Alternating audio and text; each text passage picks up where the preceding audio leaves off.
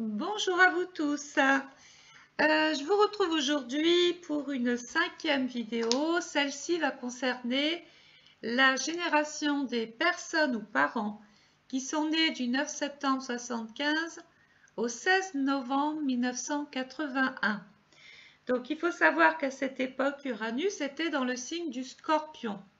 Et comme je l'ai fait dans les vidéos précédentes, j'ai évidemment cherché des points forts pendant cette époque-là qui pourrait éventuellement être reliée au Scorpion, voir dans quelle ambiance vos parents ont évolué avec un contexte de société, avec tout ça, avec un bagage.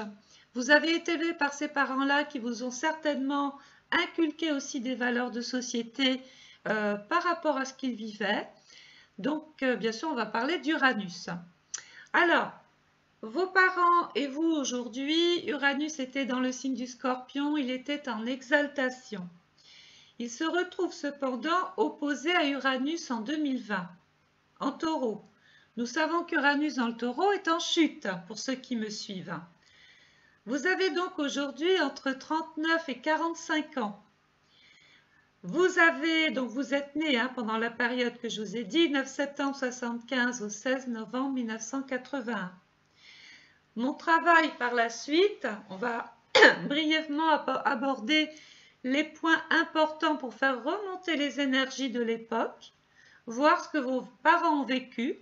Et puis par la suite, je vais passer Uranus dans tous les secteurs du thème. Bien évidemment, je vais faire ce que je n'ai pas fait ou ce que je ne propose pas dans les autres vidéos.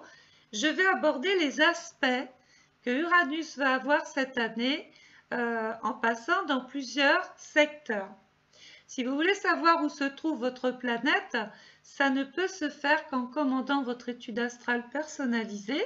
Là, je pars sur un travail général. Bon, ceux qui sont un petit peu adeptes de l'astrologie arriveront aisément à monter leur évolution solaire 2020 et à trouver où se trouve Uranus. Pour les autres, il faudra vous faire aider ou, je vous l'ai dit, commander votre étude. Alors, j'ai appelé cette génération la génération mal-être. Et donc, on va comprendre pourquoi. On voit que c'est un pays qui commence à être en division. Alors, attendez, je reprends mon petit travail ici. Et non, bien sûr, je ne l'ai plus. Alors, 1974-82. Donc, pourquoi mal-être On voit une croissance faible et une forte hausse des prix qui commence d'ailleurs à affaiblir les foyers. Et d'ailleurs, on va essayer de corriger au fur et à mesure. Excusez-moi des fautes d'orthographe, mais j'ai beau me relire, je ne vais pas me... Voilà, il n'y a qu'en faisant relire ça à quelqu'un d'autre que je pourrais éventuellement trouver les erreurs, mais bon. Donc, on est dans une croissance faible et une forte hausse des prix qui commence à affaiblir les foyers par une hausse de chômage. On constate alors ici des licenciements, la montée inexorable du chômage encore, l'aggravation des déficits, le déficit des comptes publics qui s'est dégradé au fur et à mesure qu'augmentent les dépenses d'indemnisation du chômage, de santé et de paiement des retraites. Ça va vous parler parce que regardez comme ça remonte aujourd'hui. Dans une population, écoutez bien, vieillissante, où l'on vit de plus en plus longtemps. Le déficit budgétaire a contraint l'État à emprunter et s'endetter, tandis que le trou de la sécurité sociale se creusait. Donc là, on commence à creuser, on commence un petit peu à rendre malade notre société. La dépréciation de la monnaie apparaît. Les difficultés de l'économie ont contribué à affaiblir le franc, qui s'est donc dévalorisé d'un tiers par rapport aux marques, sans pour autant la France ait cessé d'être déficitaire dans son commerce avec l'Allemagne. Donc des choix difficiles, une politique hésitante et fluctuante. Après l'élection de François Mitterrand, la lutte contre le chômage est redevenue une priorité.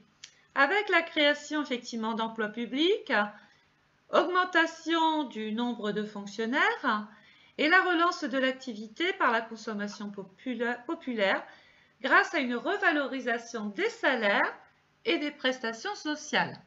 On va se dire, normalement, il a fait un bon truc, ça devrait aller. Ben, c'est pas fini. Écoutez bien comme ça a des répercussions sur notre année 2020. Du baby boom, on passe au papy boom. Ça veut dire que les générations nombreuses d'après-guerre a vu donc la vague de naissance post-seconde guerre mondiale qui a commencé en France en 1942, commence à produire un effet papy boom. Donc, voyons maintenant ce que disent les astres pendant cette période en Scorpion. Qu'est-ce qu'a pu provoquer Uranus? Donc, Uranus dans le Scorpion, regardez comme on va faire une corrélation, est analogue à l'État plus précisément, aux caisses de l'État, les fonds de l'État, voyez, on en a un petit peu parlé tout à l'heure. Donc, le Scorpion, on a bien vu que représentait le social, donc les aides, les pensions, les allocations, les rentes, les banques, mais surtout le surendettement. Donc on relie cette période à l'année 2020 et si on lit cette période à cette année, on voit que remontent des énergies qu'ont vécues nos parents. Donc on parle de surendettement, les taux d'intérêt qui peuvent éventuellement monter, descendre, les crédits à la consommation, donc les gens s'endettent via ces crédits-là.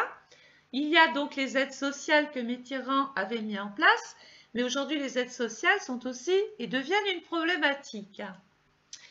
Donc ils prennent une place importante, l'envie de bouleverser, transformer les choses, car le mode de vie est attaqué à partir de cette époque, et donc par ricochet, il y a encore une attaque par rapport à aujourd'hui qui remonte. Car le mode de vie est attaqué fortement par une économie en danger. Et c'est bien ce qui reflète aujourd'hui, ce qui remonte. Et parfois une certaine violence s'installe. On est en plein dedans. Donc en fait, vos parents pourraient vous parler de leur époque et vous pourriez très bien vous comprendre avec eux puisque indirectement, vous revivez les mêmes choses. Donc il y a un scorpion, la société, scorpion qui est en relation avec la société, qui se transforme. Les consciences individuelles changent, la prise de conscience générale s'installe, le peuple commence à souffrir dans le Scorpion car l'endettement dans certains foyers s'installe à table. On commence à vivre dans la peur du lendemain, de perdre ce que l'on possède. Le Scorpion est en relation avec les salaires du Taureau, opposé au Scorpion. Le chômage et vos droits, votre statut. À cette époque, on pointe. Aujourd'hui, on pointe parce qu'on est toujours dans une problématique qui est liée au chômage. Le Scorpion, pour changer de domaine, est aussi en relation avec l'utérus, les ovaires, qui donnera donc un avantage aux femmes à l'époque. On va se rappeler de Simone Veil et ce qu'elle a fait pour les femmes. Le Scorpion et la sexualité aussi. Quand je parlais de Simone Veil, on parlera de l'IVG, hein, bien sûr. Donc le Scorpion et la sexualité. Le système reproducteur, donc chez les hommes aussi. Maladies vénériennes, le sang, globules rouges, globules blancs, les virus. De l'émergence de la maladie en 1981 jusqu'aux efforts actuels pour stopper la pandémie du sida. Le sida, c'est le sang. Le Scorpion a marqué l'histoire. Alors, on a l'impression que ça a commencé en 1981, mais en fait, on sait aujourd'hui que cette maladie a commencé en 1908. Est apparue en 1908 au Congo. Donc 20 ans plus tôt, alors qu'on avait dit c'est 1981. En 1981, première alerte. On ignore alors tout de cette maladie qui n'a pas encore de nom. On l'attribue aux homosexuels, aux héroïmo. Je savais que j'allais pas y arriver. héroïnomane, aux hémophiles. Le Scorpion forme un axe avec le Taureau. Le monde du travail passe par un vrai changement. Rien ne sera plus comme avant. Ici, on commence à en faire les frais. On ne travaille plus pour bien vivre. On commence à travailler pour survivre. Voilà de quoi un petit peu on hérite. Alors, je vais maintenant aborder Uranus dans le thème. Donc, je vais pour la première fois aborder les aspects très peu, voire pas du tout soulevés dans mes vidéos, car évidemment, ça demanderait 1 heure en plus. Et je vois que déjà 1 heure de vidéo sur le plan astral, c'est pas mal. Si je rajoute les aspects, ça va alourdir tout ça et je vais vous perdre.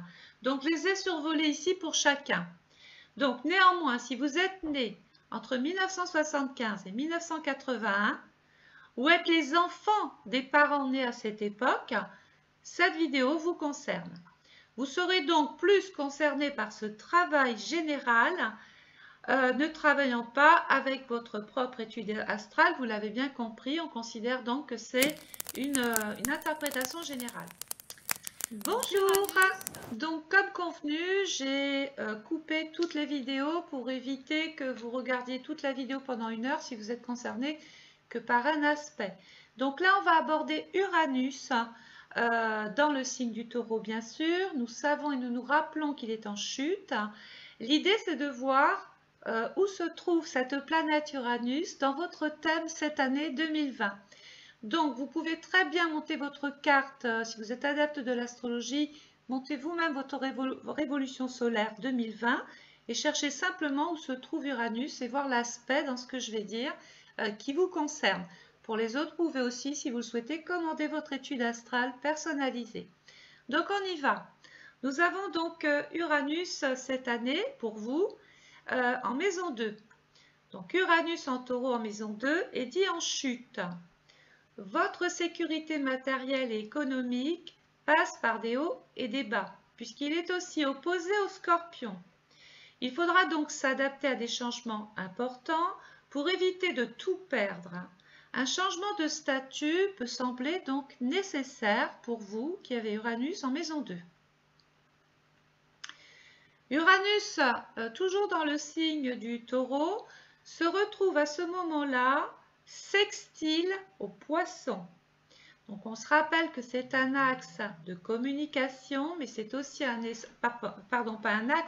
c'est un aspect de communication qui ouvre le dialogue et c'est bien souvent très favorable. Donc restez sur ce qui fonctionne, ne vous dispersez pas, puisqu'on retombe sur un axe, enfin sur des éléments, le Taureau c'est un signe de terre, plus l'eau, le Poisson. Donc sortez vos économies pour faire face aux crises. Donc on va un petit peu puiser dans les réserves. Comptez sur votre fonds de roulement. Un placement est toujours possible. Exploitez les propositions qui vous sont faites. Si vous avez ce Taureau-là dans le Taureau, ça forme un sextile au Poisson et c'est très bénéfique. En 2020, il y a une très très belle complicité avec le Cancer qui va renforcer votre sécurité. On peut même très bien vendre un bien cette année ou fonder une famille. Très jolie complicité aussi avec la Vierge, un signe qui pourrait analyser votre situation précisément et c'est bien de ce dont vous avez besoin. La prévoyance vous incite à la sécurité, donc sera assurée par la Vierge. Uranus dans le signe du Taureau forme avec le Capricorne une très très belle complicité. Cette combinaison est rassurante et peut donner des résultats pérennes. Ensuite, Uranus maison 2 avec le Poisson. Ce signe peut vous faire découvrir votre vrai potentiel. Suivez le guide. En 2020, probable incompatibilité avec le Verseau, le Lion, la Balance. Donc le Verseau, son instabilité peut vous faire perdre pied, fragiliser vos qualités de gestionnaire. Avec le Lion, ça ne va pas non plus. L'ambition du signe peut assécher vos économies ou éteindre vos ambitions. voire vous faire dépenser plus que de raison. Donc on parle d'une situation de flambeur. Hein. La planète Uranus en taureau, avec la balance, ça ne va pas non plus. On parle d'un quinconce. Donc il y a une espèce d'instabilité qui s'installe si vous faites quoi que ce soit avec le signe de la balance. Les promesses seront non tenues et trop d'idées à la minute peuvent complètement rendre impossible, voire inatteignables certains projets. Voilà, nous allons maintenant écouter Uranus dans le signe du taureau toujours, mais en maison 3. Je vous retrouve. À tout de suite.